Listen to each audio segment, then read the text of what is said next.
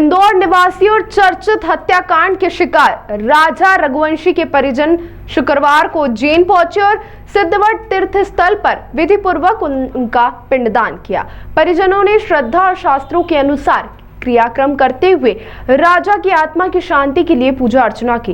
इस दौरान परिवार गमगीन माहौल में नजर आया। राजा के भाई विपिन रघुवंशी ने बताया कि शुक्रवार को राजा का 10वां संस्कार था। परंपरागत विधियों के अनुसार सिद्धवट पर पिंडदान करने का निर्णय लिया गया। उन्होंने कहा, हमारा भाई असमय दुनिया छोड़ गया।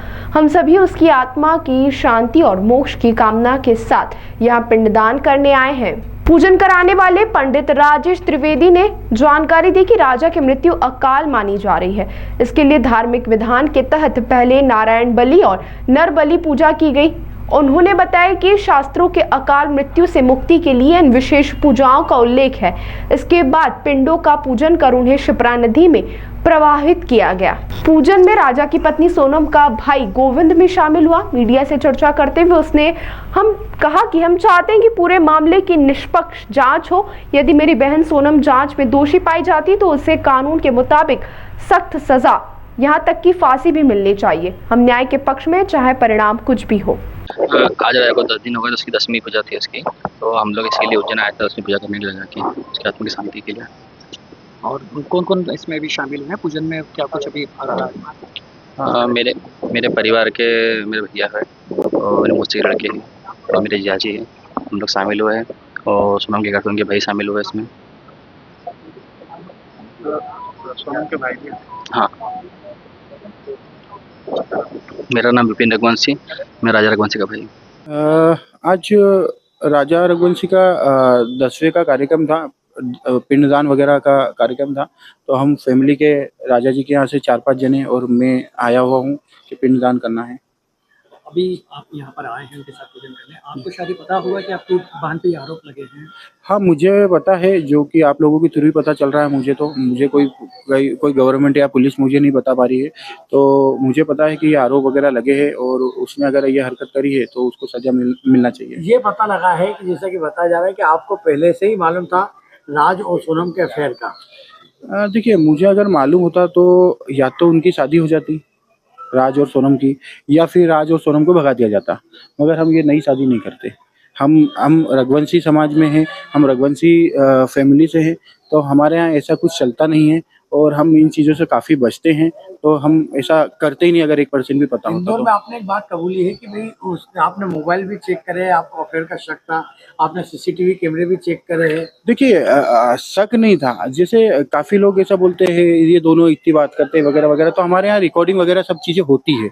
कॉलिंग की जो भी आपस में भी बातचीत करते हैं, ये कॉलिंग का डाटा हमने देख रखा है ऑलरेडी। तो इसमें भी कोई ऐसी बातचीत नहीं हुई है और कोई अंदेशा नहीं हो रहा है कि उसने दीदी के अलावा कोई शब्दों का यूज करा हो, इसलिए वो मैंने चेक करा बाद में। मेघालय पुलिस को पूछताछ में पता चला है कि सोनम ने बताया कि वो उनकी एक डेड बॉडी की हत्या करके महिला की उनकी डेड बॉडी साबित करना चाहती थी। देखिए, ये चीज़ें तो अब वो क्या है ना, पुलिस पूछ रही है, इसका तो मुझे कोई अंदेशा नहीं है कि वो क्या, अब उनकी आगे की प्लानिंग क्या थी। मुझे तो अभी ये प्लानिंग का नहीं पता था, तो आगे की प्लानिंग कैसे बता सकता हूँ। जब शादी पक्की हो रही थी, घर वालों से कभी उसने कहा नहीं कि मेरी मत करो या मैं कहीं और करना चाहती हूँ? देखिए, अगर ये नहीं, घर वालों की तरफ से नहीं था। देखिए, वो इतनी आज़ाद थी कि वो सब चीज़ें बता भी सकती थी और वो चीज़ें कर भी सकती थी।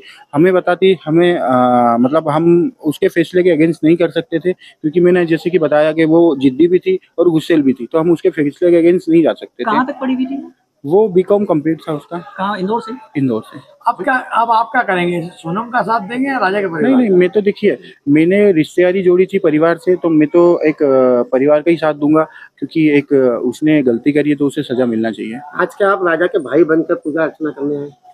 देखिए, मैं तो राजा की फैमिली के साथ ही आया हूँ पूजा अर्चना करने के लिए। अब मैं तो आज भी उनको मतलब मेरे जियाजी लगना चाहिए, मगर मैं पूरे परिवार को आज भी भैया, सचिन भैया, विपिन भैया, राजा भैया ही बोलता हूँ। और मेरे को मतलब ये रटा हुआ है मेरे को ऐसा मतलब एक रिलेशन जिया जी का है, मगर मैं इनको मानता आपके हूँ। 2 दिन परिवार की क्या प्रतिक्रिया है इसमें? आपका परिवार जो माँ है वहाँ पे, देखिए माँ बाप को जब पता चला कि ये चीज़ें ऐसे सामने आती जा रही है और इसमें अपने बच्चे की गलती है, तो परिवार को यही प्रतिक्रिया है। मेरे को पहला फ़ोन आ गया था कि अगर ये चीज़ें प्रूव होती है तो उसको वहीं पे छोड़ के आ जाना, अपने लिए वो भी मर चुकी है। तो 2 दिन पहले आप काफी भावुक हो गए थे उनकी माता जी से मिलते हुए। जी, जी। तो क्या आप सोचकर वहां पर पहुंचे थे? आपको लगा था कि परिवार वालों को ज्यादा गुस्सा होगा और आपसे माफ कर जाएंगे? नहीं देखिए मैंने परिवार से रिश्ता जोड़ा था, मुझे अब वो जो भी करते, मारते, गुस्सा होते, नाराज़ होते, वो जो भी करते, मगर मैं ज़रूर जाना चाहता था, एक बार मिलना चाहता था कि देखिए मेरे परिवार का हिस्सा था, सोनम भी मेरे परिवार का हिस्सा था, तो मैं एक बार माफ़ी माँगना चाहता था।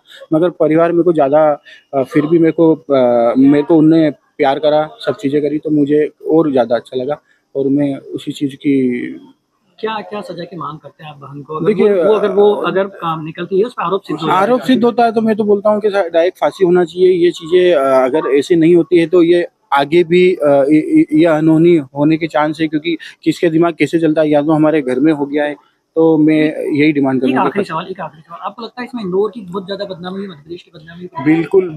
बिल्कुल इसमें इंदौर की बदनामी हुई है, क्योंकि हम लोग ने भी पूरे एमपी गवर्नमेंट और एमपी पुलिस सबने इसमें काफ़ी योगदान दिया था ढूँढने में, और मेघालय पुलिस और मेघालय सरकार ने भी काफ़ी योगदान दिया है। तो मेघालय की भी हम लोगों मतलब हम दोनों परिवार के थ्रू बदनामी ज़्यादा हुई है, उसके लिए तो हम क्षमा माँगते हैं, और मैंने सभी को क्षमा याचना के लिए एक पत्र भी भेजा है, और इंदौर की बदनामी भी हुई है इसमें। Thank you.